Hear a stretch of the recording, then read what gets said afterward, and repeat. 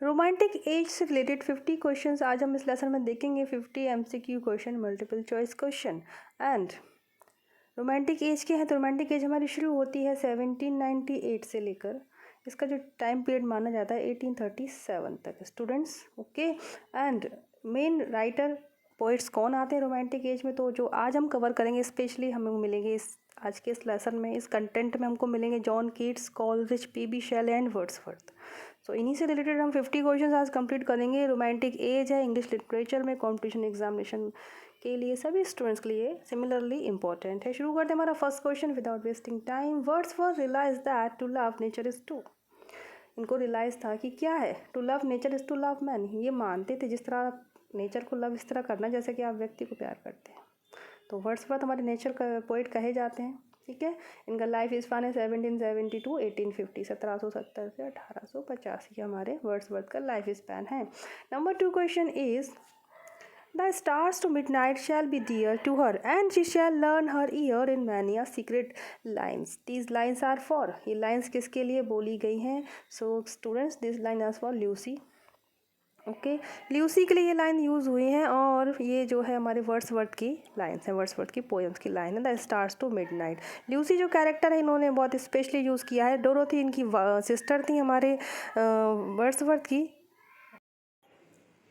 And ये जो lines हैं यूज़ हुई हैं फॉर ल्यूसी ग्रे। ओके, और बाय वर्ड्सवर्थ है। नेक्स्ट क्वेश्चन, यारो विजिटेड, यारो revisited is a poem by Wordsworth. Again यारो रिविजिटेड इनकी बहुत ही इंपॉर्टेंट पोएम है जो पब्लिश हुई थी 1835 में। एंड ये जो पोएम इन्होंने लिखी थी, इनका स्कॉटलैंड टूर के समय इन्होंने ये पोएम लिखी थी, यारो रिविजिटेड। और रिविजिट कब किया था इसका क्वेश्चन अभी बनेगा, कहाँ गए थे, क्या रिविजिट किया था, अभी देखते हैं हम लोग। The sonnets of William Wordsworth appeared in, William Wordsworth के सोनेट, एक नाम है इनका, ये सोनेट्स का ये कंटेंट ही है पूरा।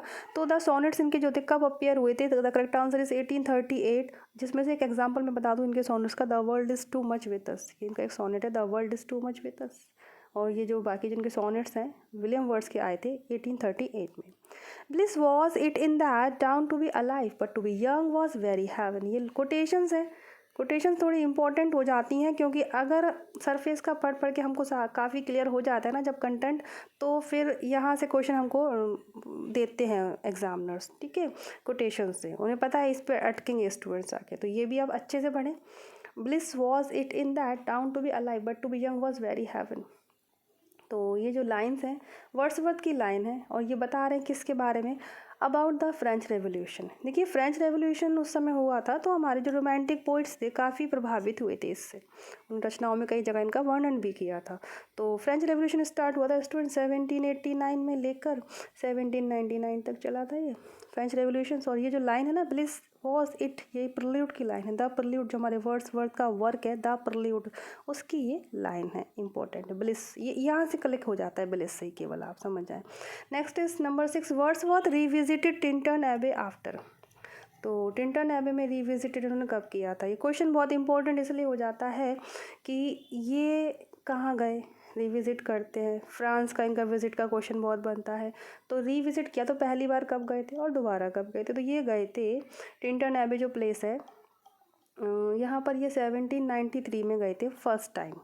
ओके, एंड रिविजिट किया था इन्होंने 1798 में after 5 years. Correct answer is 5 years. Okay, Tintern एबे, और इन्होंने लिखी कब था ये पोएम अपना 1798 में ही लिखा था स्टूडेंट्स। टिंटन एबे ये वर्क है जो 5 साल बाद ये वहाँ पहुँचे थे। ये इनकी स्पिरिचुअल ऑटोबायोग्राफी भी कहते हैं इस वर्क को, जब रिविजिट किया था उन्होंने अपनी सिस्टर डोरोथी के साथ ये गए थे वहाँ पर। Next question, the sonnet on sonnet is a sonnet by. Sonnet पर सोनेट किसका वर्क है? ये किसके सोनेट्स हैं? आंसर इज 3 वर्ड्सवर्थ के ही सोनेट हैं, जैसे मैंने बताया ना इनके सोनेट ऑन सोनेट्स हैं। तो जैसे कि एक वो है the world is too much with us. And next question is the world is too much with us, आ गया उसका question. Late and soon getting and spending we lay waste our powers who wrote these lines. तो ये lines किसकी हैं? हमारे Wordsworth की हैं। ठीक है, ये जो पब्लिश हुआ था ये सोनेट इनका 1807 में पब्लिश हुआ था। इनका जो पोएम कलेक्शन था 2 वॉल्यूम्स, 2 वॉल्यूम नाम ही था कलेक्शन का। ठीक है, 2 वॉल्यूम्स, उसमें ये पब्लिश हुआ था। क्या? The world is too much with us sonnet है जो हमारा वर्ड्सवर्थ का। Question number 9, language really used by man should be the language of poetry and that the subject matter of poetry in incidents and situations from common life, जो language use की जाती है man के द्वारा, really इंसानों के द्वारा, should be language of poetry, वही पोइट्री की लैंग्वेज होनी चाहिए। यही तो की पॉइंट था रोमांटिक एज का, जो आम जन की भाषा थी वही तो लेकर आए थे ये पोइट्री में। उसके पहले बड़ी भारी भरकम पोइट्री लिखी जाती थी। रोमांटिक एज, नेचर से लव, नेचुरल वे में इन्होंने पोइट्री लिखी थी। तो वही ये बता रहा है। ये कोटेशंस किसकी है? हमारे वर्ड्सवर्थ की है। पहले तो आंसर ये, हु सेड दिस? वर्ड्सवर्थ। कहते हैं should be the language of poetry and that the subject matter of poetry, और यही सब्जेक्ट मैटर होना चाहिए in incidents and situations from common life. Common life की इंसिडेंट्स हैं, सिचुएशंस हैं, वही इनकी पोइट्री का सब्जेक्ट मैटर होना चाहिए। तो ये वर्ड्सवर्थ की इंपॉर्टेंट कोटेशन है स्टूडेंट्स। कोटेशंस या इनकी जो डेफिनेशंस देते हैं बहुत इंपॉर्टेंट हो जाते हैं। Who died of tuberculosis? Tuberculosis से किसकी मृत्यु हुई है? टीबी से। तो answer is Keats, John Keats. ठीक है, John Keats is the correct answer. Next question, question number 11, Keats Endymion was included in Cockney school of poetry of Blackwood's Edinburgh magazine. तो पहले तो कीट्स का वर्क है ये एंडीमियन, बहुत important work है इसका, अभी आगे और क्वेश्चन बनेंगे। तो इसको इन्होंने इंक्लूड किया था कॉकने स्कूल ऑफ पोइट्री। ये कीट्स थे इस टर्म से जुड़े हुए थे, कॉकने स्कूल ऑफ पोइट्री से ये जुड़े हुए, जैसे लेक पोइट्स होते हैं ऐसे ही कॉकने स्कूल भी एक टर्म था। ठीक है, और बताएंगे अभी ये क्या थे, इसमें कौन कौन काउंट किए जाते थे। तो इसमें इनका ये कलेक्ट बना था स्लैकलवुड एडिसबर्ग मैगजीन, तो उसके तहत इन्होंने एंडीमियन को इसमें शामिल किया था। तो ये करेक्ट है ये बात? यस है, answer is yes. Next is Cockney school of poetry, एक फ्रेजेस है, ये एक संकल्पना है। इसको किसने कॉइन किया था, कौन लेकर आया था? एनालॉजी विद द, मतलब इसके समान, किसके समान था ये? लेक स्कूल, जैसे लेक स्कूल थे, जिस लेक डिस्ट्रिक्ट पोइट कहे जाते थे हमारे Wordsworth, Coleridge, Southey, okay, lake poet कहे जाते थे। अगेन कॉकने स्कूल ऑफ पोइट्री भी एक टर्म था दैट टाइम, रोमांटिक एज के समय, तो इसको कॉइन किया गया था ये। ठीक है, ये भी एक आया था, तो किसके जैसा था? एनालॉजी मीन्स किसके समान था ये? तो ये लेक स्कूल के समान ही था। और मैं बता दूं आपको, कॉकने स्कूल ऑफ पोइट्री में स्टूडेंट्स वो ग्रुप होता है पोइट्स का, group of poets and essays writing in England, जो इंग्लैंड में लिखते थे, इंग्लैंड के राइटर्स थे। Okay, in the second and third decades of the 19th century, 19th century के थर्ड एंड सेकेंड डिकेड्स के समय जो थे वो, तो उनका जो मिला के उनको बोला गया Cockney school of poetry. Next question is Madeline a creation of Keats. तो मेडलिन एक कैरेक्टर है, एक क्रिएशन है हमारे कीट्स के किसी वर्क की। तो वर्क पूछ लिया है, कहाँ है? Answer is the eve of Saint Agnes. तो ये वर्क है, the eve of Saint Agnes हमारे कीट्स का वर्क है, और इसकी मेन कैरेक्टर है Madeline. Okay, and the eve of Saint Agnes जो इनका वर्क है, इन्होंने लिखा था 1819 में लिखा था कीट्स ने, और जो पब्लिश हुआ था 1820 पर। ओके, रोमांटिक नरेटिव पोएम है जिनकी, रोमांटिक नरेटिव। हम रोमांटिक एज पढ़ ही रहे हम लोग। La belle dames and mercy is a ballad by, ballad एक फॉर्म होता है पोइट्री का। ठीक है, कहानी सुनाई जाती है नरेटिव वे में, पोएम के वे में कहानी सुनाते हैं, काफ़ी बड़े वे में लिखे जाते हैं, बड़े होते हैं ये। तो ला बेला डैम्स एंड मर्सी एक बैलेड है, हमारे जॉन कीट्स ने लिखा है। ला बेला डैम्स एंड मर्सी का मीनिंग होता है students the beautiful lady without mercy, the beautiful lady without mercy. ठीक है, और ये इन्होंने अपनी फियोंसी के लिए लिखा था, या फिर इन्होंने किसी को प्रपोज किया था तो उन्होंने मना कर दिया था, तो उस वे में उन्होंने ये लिखा था विदाउट मर्सी। जॉन कीट्स ने लिखा था, 1819 में लिखा था स्टूडेंट्स, अगेन ये। ठीक है, जॉन कीट्स की यदि बात कर लें, इनका लाइफ स्पान चलो देख लेते हैं हम लोग। तो ये है 1795 में इनका बर्थ है, एंड 1821 में इनकी डेथ है। देखिए बहुत कम एज रही है इनकी। और मोरगेट लंदन में जन्म हुआ था, रोम इटली में इनकी मृत्यु हुई थी जॉन कीट्स की। यंग रोमांटिक पोइट भी कहे जाते हैं ये, ऐसे ये ऐसी कैटेगरी है। पीबी शैले हो गए, जॉन कीट्स हो गए, इनकी जल्दी मृत्यु हो गई लगभग 25 से 30 की एज के बीच में, तो इनको यंग रोमांटिक पोइट माना जाता है। चलिए नेक्स्ट क्वेश्चन देख लेंगे। Which among the following is a wonderful song of grief over the death of the poet Keats. इनमें से कौन सा वंडरफुल सॉन्ग है? ठीक है, पोइट्री वर्क है, इनमें से कौन सा जो कि लिखा गया था कीट्स की मृत्यु पर? ओके, तो दैट आंसर इज एडोनाइस, लिखा था शैले ने लिखा था। और ये कीट्स की मृत्यु पर एलेजी लिखी थी। वंडरफुल सॉन्ग जो लिखा है ना, एलेजी है ये, ग्रीफ दुख में तो एलेजी ही लिखी जाती है, बताइए आपको। तो एडोनाइस वर्क है, ये शैले ने लिखा था कीट्स की मृत्यु पर एक एलेजी। ओके, ये लिखा था इन्होंने, रिटन किया था 1821 में। 1821 में ही तो हुई थी ना कीट्स की डेथ, अभी बताया था ऊपर। चलिए next question is which is the story written by Keats of a young shepherd's beloved by moon goddess. इनमें से कौन सी स्टोरी कीट्स के द्वारा लिखी गई जिसमें कि क्या है, एक यंग शेपर्ड होता है, घड़िया, जो जिसको मून की गॉडेस जो है प्यार करती हैं, तो वो हो जाएगा correct answer is Endymion. Again Endymion उसका करेक्ट आंसर। ये जो इस अब हमने एंडीमियन का थीम देख लिया, भाई इस थीम पर लिखा गया है यंग शेपर्ड विलव by the moon goddess. Okay, Endymion की बात हम फिर से कर लेंगे, पूछ लेंगे इसके बारे में। तो ये बहुत ही इंपॉर्टेंट वर्क है इनका और 1818 में पब्लिश हुआ था स्टूडेंट्स। ये एंडीमियन इन्होंने डेडिकेट किसको किया, ये थॉमस चैटरटन, जो उस समय के इंग्लिश लिटरेचर के इंपॉर्टेंट ऑथर थे, थॉमस चैटरटन। अगेन उनको इन्होंने ये एंडीमियन अपना वर्क डेडिकेट किया था। कहानी किस बारे में, यंग शेपर्ड और मून गॉडेस की कहानी है। एंड एक बहुत इंपॉर्टेंट लाइन है जॉन कीट्स की, या इंग्लिश लिटरेचर की बहुत इंपॉर्टेंट लाइन है, रोमांटिक एज पढ़ोगे तो वहाँ भी मिल जाएगी आपको, हम पढ़ ही रहे हैं।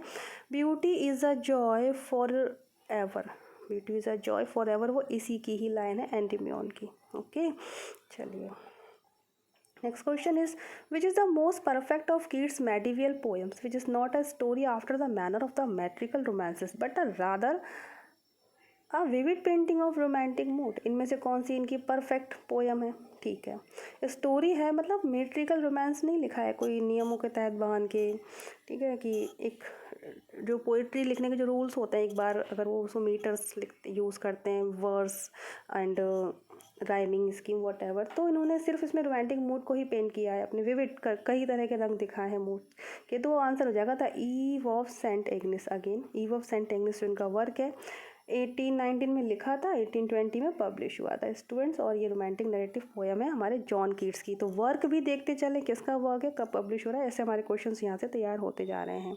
और जो जिस तरह से पूछ रहे हैं तो वो चीज़ हमें ध्यान में रखना ही है कि ठीक है, मेट्रिकल मैनर में नहीं लिखा था इन्होंने, उसमें इन्होंने विविड पेंटिंग्स दिखाए थे, विविड कलर दिखाए थे रोमांटिक मूड के। चलिए, life like a dome of many coloured, ये जो ऐसे कोटेशंस आ जाते हैं इनको लिख लें आप, बहुत इंपॉर्टेंट हो जाते हैं, इनसे बचना नहीं है, इनसे बच के कहीं नहीं जा सकता, ये आएंगे ही आएंगे, मिलेंगे आपको। हम बहुत से बच्चे ऐसे क्वेश्चंस को स्किप कर देते हैं, इसलिए मैं ऐसा कह रही हूँ, स्किप नहीं करना है ना, यही तो मेन है, यहीं से तो आपको अपना टॉपर कहाँ से बनोगे फिर, ठीक है। Life like a dome of many coloured glass stains the white radiance of eternity until death tramples tramples it to fragmenti.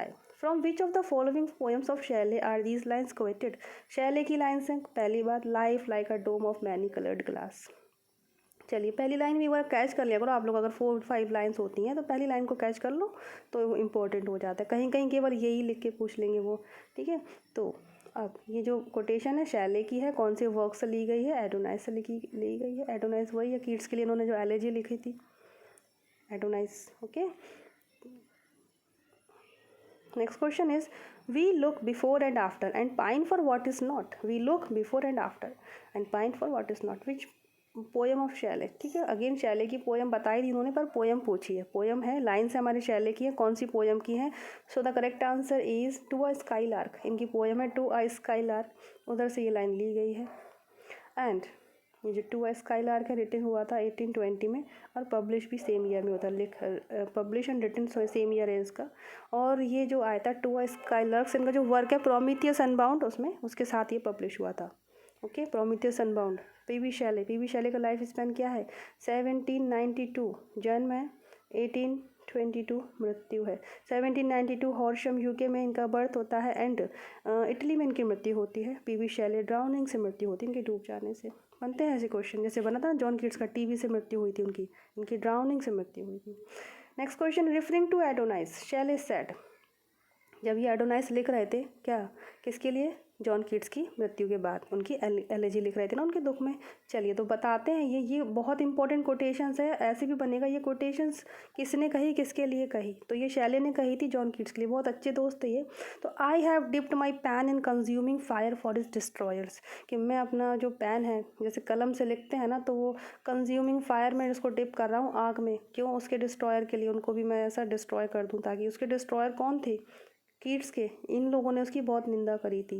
The editors of both Quarterly Review and Blackwood's magazine, इन magazine के जो editors थे इन्होंने Keats को काफ़ी निंदा करी थी, तो ये उनके लिए बुरा ऐसा बोल रहे हैं, उनकी आलोचना करते हुए कि I have dipped my pan in consuming fire for is destroyer. तो डिस्ट्रॉयर कौन है, ये हो गए, और शैले ने बोली ये लाइन, और बोली हमारे कीट्स के लिए। नेक्स्ट क्वेश्चन इज, मुझे एडोनाइस को रिफ़र कर रहे हैं, जब एडोनाइस लिखी थी इन्होंने। Next question, I change but I can not die, change हो सकता हूँ पर डाई नहीं। चलिए तो, अरे ये आ गया, तो क्या कहना चाह रहे हैं यहाँ पे ये, चलिए ये है line, what is it that change but does not die on the basis of a poem Shelley. कौन सी पोएम है ये भाई, आई चेंज, चलो आई चेंज, चेंज वर्ड है ना, तो आप समझ लो क्लाउड, क्लाउड का शेप कैसे चेंज होते हैं, ठीक है। तो I change but I can not die, important quotation है, शैले की पोएम है द क्लाउड, उसकी ये कोटेशन है, बस इतना आपको याद रखना है। पब्लिश हुआ था ये 1820 में, ये पोएम इनकी अगेन प्रोमिथियस अनबाउंड में, ठीक है। प्रोमिथियस अनबाउंड जो वर्क है शैले का, कलेक्शंस ऑफ पोएम्स, उसमें ये आया था the cloud again. And next question, Shelley's Ariel to Miranda was inspired by Shakespeare's play. Shakespeare, Shelley का जो वर्क है एरियल टू मिरांडा, वर्क है किसका, शैले का, एरियल टू मिरांडा, शेक्सपियर के द टेम्पेस्ट से प्रभावित होकर इन्होंने ये लिखा था। Next question is, if winter comes can spring be far behind, from which poem is this line quoted, ये लाइन किस पोएम की है, तो ये पोएम हमारी है ode to the west wind, answer point number 3, और ये शैले की ही पोएम है, ode to the west wind by Shelley. And ये जो लाइन है, if winter comes can spring be far behind, अगर विंटर आती है तो क्या स्प्रिंग कैसे पीछे रहेगा। चलिए, which of the following book influence Shelley most, इनमें से कौन सी बुक है जिसने शैले को बहुत ज़्यादा प्रभावित किया था, तो वो बुक है नंबर 4 पॉलिटिकल जस्टिस, और ये लिखी किसने थी, विलियम गॉडविन। ये भी इंग्लिश लिटरेचर के बहुत इंपॉर्टेंट राइटर्स हैं, इनकी भी बायोग्राफी बनती है विलियम गॉडविन की, पढ़े जाते हैं ये भी लिटरेचर में, ठीक है। तो उनकी ये बुक थी पॉलिटिकल जस्टिस, जिससे हमारे शैले जी बहुत ज़्यादा प्रभावित हुए थे।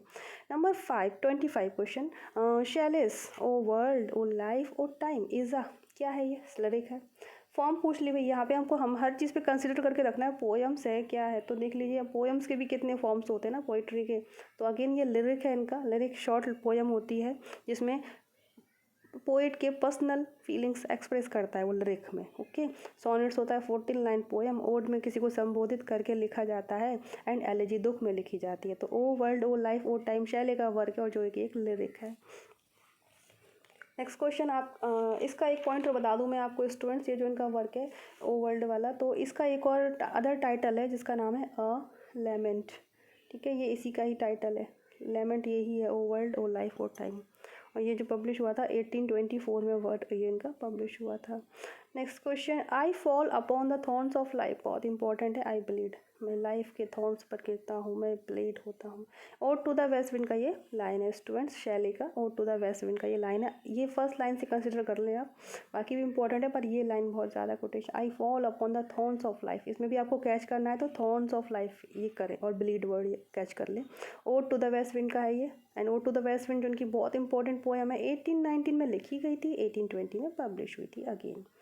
Okay, next question is, our birth is but a sleep and forgetting, क्या है हमारा जन्म, सोना है, भूल जाना है। In which poem does this expression occur, कौन सी पोएम में ये एक्सप्रेशन आए हैं, तो ये हमारे वर्ड्सवर्थ के हैं, इन्होंने पोएम नहीं, ऑप्शन में पोएम ही नहीं लिखी है, पूछ कुछ रहे हैं, और यहाँ देखिए तो कौन सी पोएम है, पोएम का नाम हम आपको बता देते हैं, odd on intimations of immortality, ठीक है, ये ओड है इनका वर्ड्सवर्थ का, odd on intimations of immortality, जो कि 1804 में इन्होंने लिखा था, 1907 में पब्लिश हुआ था ये वर्ड्सवर्थ का work. When did French revolution begin, ये क्वेश्चन इसलिए बन रहा है क्योंकि इस समय था रोमांटिक एज, इसी समय चल रही थी ना, 17 रोमांटिक एज की शुरुआत मानी जाती है 1798 से, ओके, और दैट टाइम ये फ्रेंच रेवोल्यूशन चल रहा था और इससे प्रभावित भी हुए थे हमारे राइटर पोइट्स, तो ये इसलिए क्वेश्चन बन रहा है। तो वो शुरू हुआ था 1789 में हमारा फ्रेंच रेवोल्यूशन, और एंड हुआ था इसका 1799 में। चलिए, from home did the English romantic poets gets the idea of return to nature, जैसे कि रोमांटिक पोइट है, नेचर की बात करते हैं, सामान्य लाइफ, वही जो कॉमन लाइफ को इन्होंने, नेचर को, नेचुरल चीज़ों को अपनी पोइट्री में स्थान दिया, तो कहाँ से इन्होंने ये आइडिया लिया, फ्रॉम होम, किससे, did the English romantic poet get the idea of return to nature, प्रकृति की ओर लौटो, ये नारा किसका था, रूसो का नारा था, हम पढ़ते हैं, ठीक है, समाजशास्त्र में भी आता है, वैसे भी जीके में भी क्वेश्चन बनता है इसका, रूसो का कौन सा नारा है, रिटर्न टू नेचर, प्रकृति की ओर लौटो, किसका है ये, रूसो का, और यही चीज़ इन लोगों ने अपनी पोइट्री में यूज़ करी थी, बहुत इंपॉर्टेंट क्वेश्चन बनेगा ये इसका, ठीक है, रोमांटिक एज के पोइट्स में। Next question, Wordsworth made nature the teacher of man, Wordsworth मानते थे नेचर को व्यक्ति का, इंसानों का टीचर मानते थे। One impulse from a vernal wood may teach you more of man of more evil and of good than all the sages can, ये कोटेशंस है, इसमें आपको कैच करना है वर्ड वर्नल वुड, ठीक है, वर्नल वुड जो आपको टीच कर रहा है। ये इंपॉर्टेंट कोटेशन है वर्ड्सवर्थ की।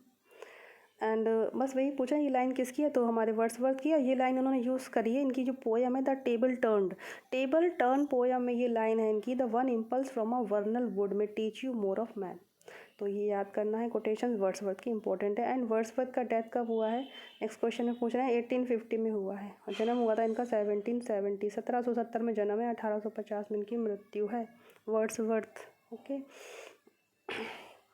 Browning and Shelley have been said to have called Wordsworth lost leader and moral eunuch. चलिए अब ये क्वेश्चन आपका तीनों पे फिट हो जाएगा, ब्राउनिंग, शैले और वर्ड्सवर्थ पे।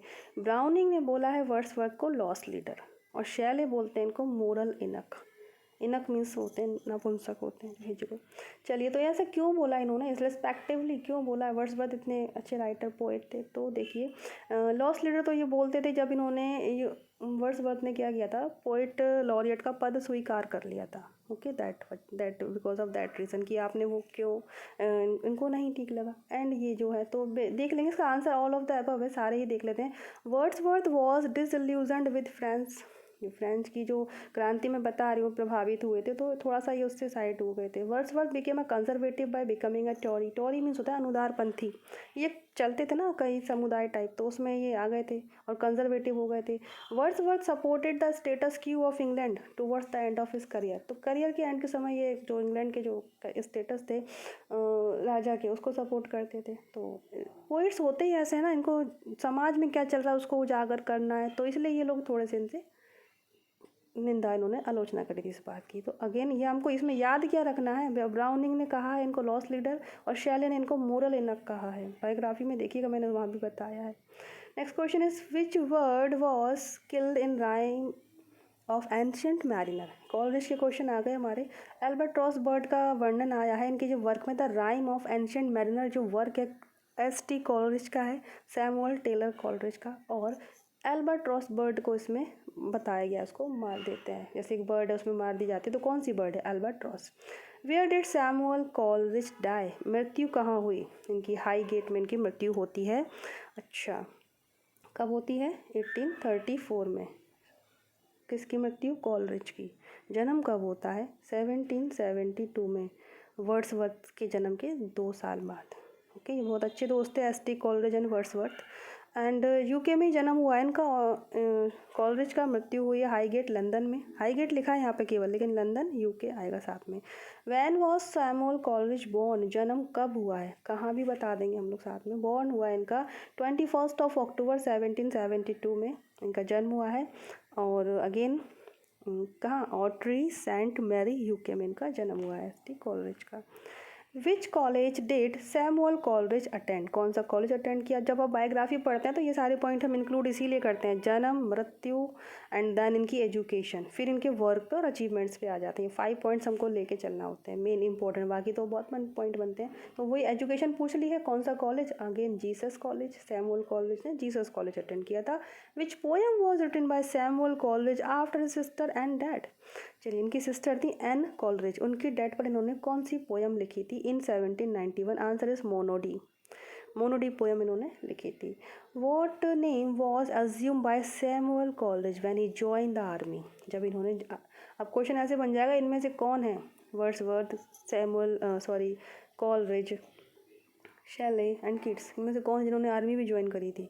सो द आंसर इज कॉलरिज। और क्या नाम अज्यूम किया था उन्होंने, अपने इस नाम से नहीं इन्होंने आर्मी ज्वाइन करी थी। तो आंसर इज साइलस टॉमकिन कॉमरबैक, ये इनका नाम था जब इन्होंने आर्मी ज्वाइन करी थी इस नाम से। Which periodical was publish by Samuel Coleridge. Periodical होते हैं नॉर्मल जर्नल्स छपते हैं जैसे। चलिए, तो ये इनने कौन सा था इनके द्वारा छपवाया गया था, द वॉचमैन पीरियडिकल था हमारे कॉलरिज का। And which magazine was edited by Coleridge and सारा हचिनसन। ठीक है, इन 1809 टू 1810 के समय इन लोगों ने कौन सी मैगजीन जो थी एडिट की थी, या छप, एडिटिंग मतलब वो ये पब्लिश कराना। सो द फ्रेंड, ये इनकी मैगजीन थी द फ्रेंड, चार्ल्स लैम्ब के लिए उन्होंने पब्लिश कराई थी 1812 के समय, द फ्रेंड्स। ओके, तो आपको याद रखना है इसमें सारा हचिनसन भी थी साथ में। ऐसे क्वेश्चन बनेगा सारा हचिनसन के साथ मिलकर कौन सी मैगजीन इन्होंने पब्लिश कराई थी, द फ्रेंड। ओके, और किसके लिए कराई थी, चार्ल्स लैम्ब के लिए कराई थी। नेक्स्ट क्वेश्चन हो जाएगा आज का, which ballad by Samuel Coleridge has the following lines. चलिए इनका ये लाइन्स हैं बैलेट से ली गई हैं कॉलरिज की। Water water everywhere and all the boat did shrink and water water everywhere not any drop to drink. ये लाइन है इनकी। The rime of ancient mariner, rime of ancient mariner बहुत important work है Samuel Coleridge का, S T. Coleridge का students. और ये एक बैलेट है, ठीक है, फॉर्म इसकी पता चल रही है इस क्वेश्चन से हमको। ये बैलेट वर्क है इनका, राइम ऑफ एंशिएंट मैरिनर, जो कि लिखा पब्लिश हुआ था 1798 में पब्लिश हुआ था, जिस साल से हमारा रोमांटिक एज शुरू माना जाता है। Next question, Shelley was one of the inheritors of unfulfilled renown the he dead at the. ऐसा क्यों बोला गया?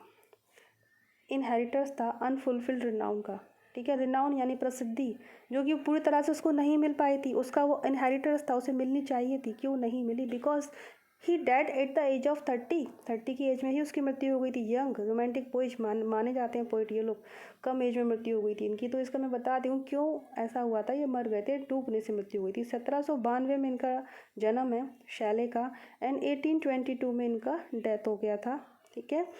तो इम्पॉर्टेंट पॉइंट बन जाता है। तो ये कोटेशंस किसके लिए बोली गई, हमें ये याद रखना है। The inheritors of unfulfilled renown, ठीक है, क्यों ऐसे थे ये, 30 की एज में इनकी मृत्यु हो गई थी, that is Y.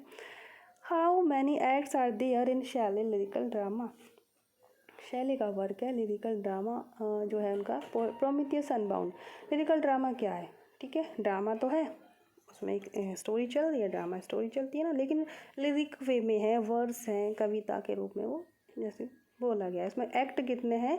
So the correct answer is 4 act.